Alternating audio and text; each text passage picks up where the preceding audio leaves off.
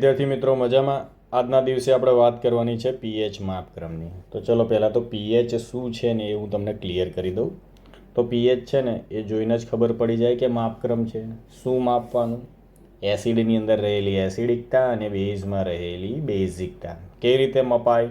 તો એમાં રહેલા જે આયનો છે ને એની સાંદ્રતા ઉપરથી, મતલબ કે દ્રાવણમાં રહેલા હાઇડ્રોજન આયનની સાંદ્રતા માપવા માટેનો જે માપક્રમ છે ને એને આપણે પીએચ તરીકે ઓળખીએ છીએ. પીએચ એ જર્મન લેંગ્વેજ છે ને એની અંદર એક પોટેન્સ નામનો વર્ડ આવે છે ને એના પરથી લીધો છે. આ જે પી હતો ને આનો મતલબ શું થાય છે? શક્તિ. મતલબ કે કોઈ પણ એસિડિક પદાર્થ છે તેની અંદર કેટલી શક્તિ રહેલી છે તો આપણે પીએચ માપવાનું.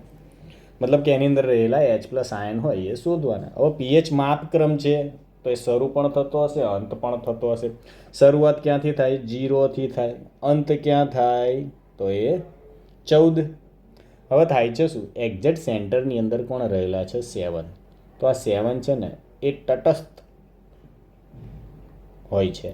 મતલબ કે એ રિપ્રેઝેન્ટ શું કરે? કોઈ પણ દ્રાવણ હોય એની પીએચ તમે માપી એ 7 આવ્યું તો ના તો એ એસિડિક છે ના તો એ બેઝિક છે. આનો મતલબ તમે 7થી 0 તરફ જશો તો એસિડિકતાની અંદર શું થાય છે? વધારો થાય છે. સમજજો હો, નંબરમાં ઘટાડો થાય છે પણ એસિડિકતાની અંદર વધારો થાય છે. મતલબ કે તમે જોશો ને તો અહીંયા H+ આયન છે ને ધીરે ધીરે શું થાય છે? વધ્યા. કોની? OH- આયન હતા એના સંદર્ભમાં. એવી રીતે તમે અહીંયા જોશો ને તમે 7થી 14 તરફ જશો તો આ OH- આયન જે હતા ને એ ધીરે ધીરે વધશે. કોના સંદર્ભમાં? H+ આયનના સંદર્ભમાં. ઇન શોર્ટમાં હવે તમને એટલી ખબર પડી ગઈ છે કે પીએચ માપક્રમ છે એ એસિડ અને બેઝ છે એના માપક્રમ છે. કોઈ પણ દ્રાવણ આપ્યું હોય અનનોન એની અંદર એસિડિકતા કેટલી રહેલી છે, બેઝિકતા કેટલી રહેલી છે કે તટસ્થ છે એ જાણવા માટે પીએચ માપક્રમ વપરાય છે. પીએચ મપાવવા માટે જે સૂચક તરીકે એક દ્રાવણ વપરાય છે. એ દ્રાવણ હોય ને એ તમારે જે તે દ્રાવણ હોય એની અંદર નાખવામાં આવે છે એટલે તમને શું મળશે? રંગ પરિવર્તન મળશે. અને રંગ પરિવર્તન ઉપરથી તમે પીએચ જાણી શકો છો. હવે આપણે જતા રહીએ સીધા ચોપડી પર. ચોપડી ઉપર જઈશું ને એટલે આપણને થોડી વધારે પડતી જાણકારી મળશે.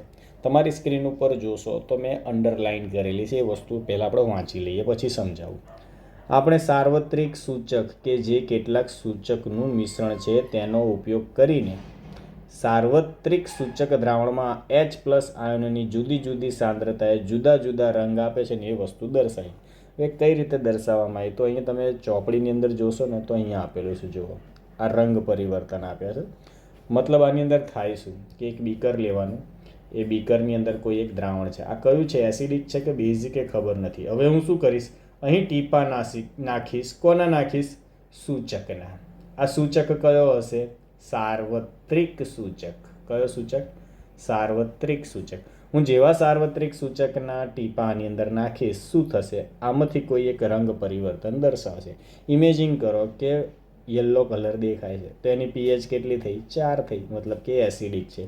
એવી જ રીતે 10 પીએચ બતાવે તો શું સમજવાનું કે એની પીએચ કેટલી છે? બેઝિક છે. તો આ વસ્તુ તમને ખબર પડી ગઈ છે. આપણે અહીંયા અલગ અલગ દ્રાવણ લઈશું, એની અંદર એ સૂચકના ટીપા નાખીશું, રંગ પરિવર્તન દર્શાવશે. એના પરથી આપણને ખબર પડી જશે. આના સિવાય શું હોય? અત્યારે તો આપણે આધુનિક જીવન જીવીએ છીએ. મતલબ પીએચ માપવા માટે પીએચ મીટર આવે છે, સાધન જ આવે છે. થર્મોમીટર ટાઈપનું આવે, તમારે અંદર નાખવાનું દ્રાવણમાં એટલે આપણને રીડિંગ બતાવે કે પીએચ કેટલું છે. અહીં આપણે આગળ સમજીએ પીએચ વિશે. તો દ્રાવણમાં રહેલા હાઇડ્રોજન આયનની સાંદ્રતા માપવા માટે વિકસાવવામાં આવેલો માપક્રમ છે એનું નામ છે પીએચ. મતલબ પરીક્ષામાં કઈ રીતે લખવાનું? પીએચ વિશે ટૂંકનો જ લખો પૂછાય તો સૌથી પહેલાં સેન્ટેન્સ શું લખવાનું? દ્રાવણમાં રહેલા હાઇડ્રોજન આયનની સાંદ્રતા માપવા માટે વિકસાવવામાં આવેલો માપક્રમ એ પીએચ માપક્રમ છે. પીએચ માપક્રમની અંદર પીનો મતલબ થાય છે પોટેન્સ, એનો મતલબ થાય છે શક્તિ. મતલબ કે શક્તિ સૂચવે છે. પીએચ માપક્રમ જોવા જઈએ તો એ 0થી 14 સુધી માપવામાં આવે છે, જેની અંદર 7 એ તટસ્થ દ્રાવણ છે એવું સૂચવે છે. આ લખ્યું.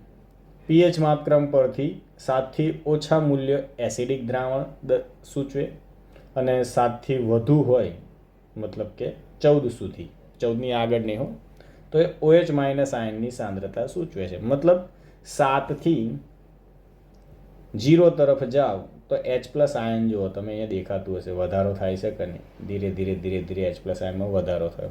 એવી જ રીતે 7થી તમે કઈ બાજુ જશો 14 તરફ તો અહીંયા જોજો આ ભાગ દેખાય ધીરે ધીરે વધારો થાય છે ને, અને અહીંયા H પ્લસ આયનમાં ઘટાડો થાય છે.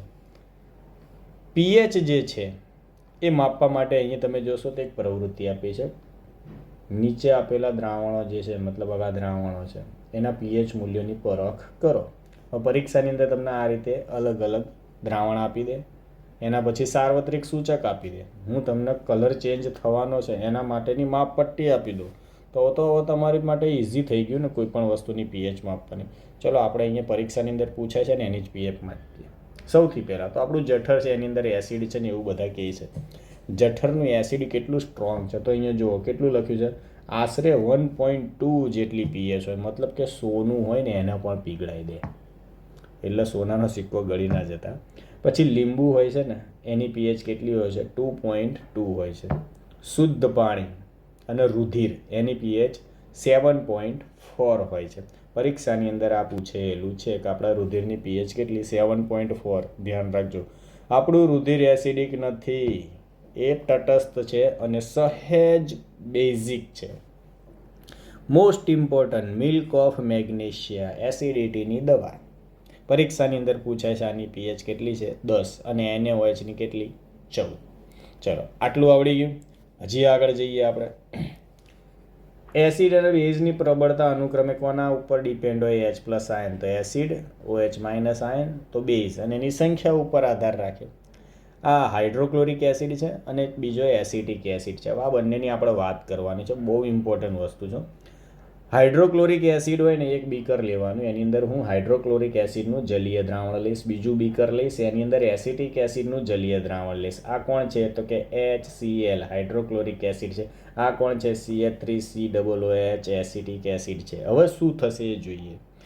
હું pH માપીશ તો મને રંગ પરિવર્તન બતાવશે અને એસિડિક તરફ લઈ જશે. પણ થયું શું ખબર છે, મેં જેવું HCl એસિડ નાખ્યું ને તો આની અંદર જે H પ્લસ આયનની સાંદ્રતા હતી ને સાંદ્રતા એ આ એસિટિક એસિડની અંદર H પ્લસ આયનની સાંદ્રતા હતી ને એના કરતાં વધારે હતી. અને જો વધારે H પ્લસ આયન હોય ને તો સમજવાનું કે પ્રબળ એસિડ છે. તો અહીં કોન્સેપ્ટ આપણને સમજાવવામાં આવે છે પ્રબળ એસિડ કોને કહેવાય અને નિર્બળ એસિડ કોને કહેવાય. તો તમારે વ્યાખ્યા કેવી લખવાની કે જે એસિડ જલીય દ્રાવણની અંદર H પ્લસ આયન વધુ માત્રામાં આપે ને એને પ્રબળ એસિડ કહેવાનો, અને ઓછી માત્રાની અંદર H પ્લસ આયન આપે તો એને શું કહી દેવાનું તમારે નિર્બળ એસિડ. સેમ વસ્તુ સેમ ટુ સેમ આપણે બેઝ માટે પણ લખી શકીએ કે પ્રબળ બેઝ કોને કહેવાય, પ્રબળ એસિડ કોને કહેવાય.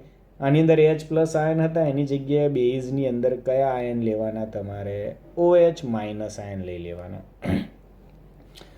હવે રોજિંદા જીવનની અંદર pHનું મહત્ત્વ છે જેનું લેક્ચર આપણે આગળ બનાવીશું. અત્યારે ખાલી આટલું રાખીએ.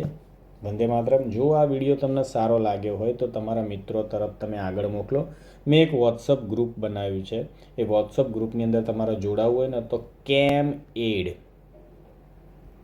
આ ChemAid નામની જે મારી ચેનલ છે ને ઇન્સ્ટાગ્રામમાં સર્ચ કરજો, રૂપેશ દવે લખેલું હશે, તમે પહેલાં તો ફોલો કરી લો એને, એના પછી મેસેજ મને કરજો, હું તમને મારા વોટ્સઅપ ગ્રુપની અંદર એડ કરી દઈશ. હું તમને તમામ PDF આપવા માગું છું જેટલી બનાવવાનો છું ને બધી. પરીક્ષાની અંદર કેવા સવાલ પૂછાવાના છે, કેવા પૂછાશે, બધું આપવા માગું છું PDF સ્વરૂપે. એના સિવાય વિડીયો જે હશે નાના નાના કોન્સેપ્ટ પણ આપણે ક્લિયર કરી નાખીશું. તમે PDF જુઓ કંઈક આ રીતની હશે. આને ચીટ સીટ કહેવાય, મતલબ છેલ્લે પરીક્ષા આખું ચેપ્ટર પતી જાય ને પછી ક્વિક રિવિઝન માટે આ વપરાય અને આખું ચેપ્ટર આપણને યાદ રહી જાય.